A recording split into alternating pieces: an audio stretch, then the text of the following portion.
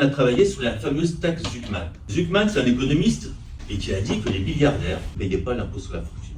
En général, les gens payent entre 47% et 50% de leurs revenus en impôts. Quand vous avez compté tous les impôts que vous payez, vous donnez ça à peu près à la société, que ce soit en cotisation sociale, que vous avez un salaire, ou même pas un salaire, vous payez des taxes, vous payez des impôts et tout. Par contre, les milliardaires ne payent en moyenne que 24%. Parce qu'ils travaillent avec des holdings, ils n'ont pas de revenus, ils mettent ça dans des sociétés holding qui justement chapeautent toute leur société et ils tapent dedans. Et donc lui, tout simplement, il demandait à ce qu'il contribue à hauteur de 2% pour ceux qui ont un patrimoine supérieur à 100 millions.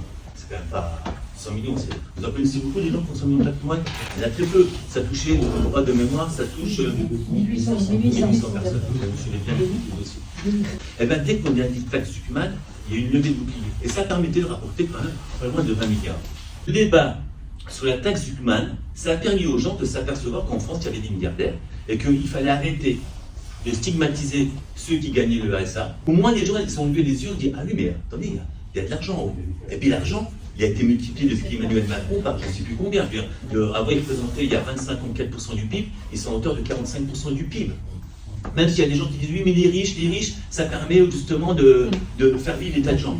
Sauf que le fameux ruissellement, je ne sais pas si c'est une conséquence du réchauffement climatique, mais le ruissellement, on ne le voit pas. Nous, on constate plutôt qu'il y a de l'évaporation.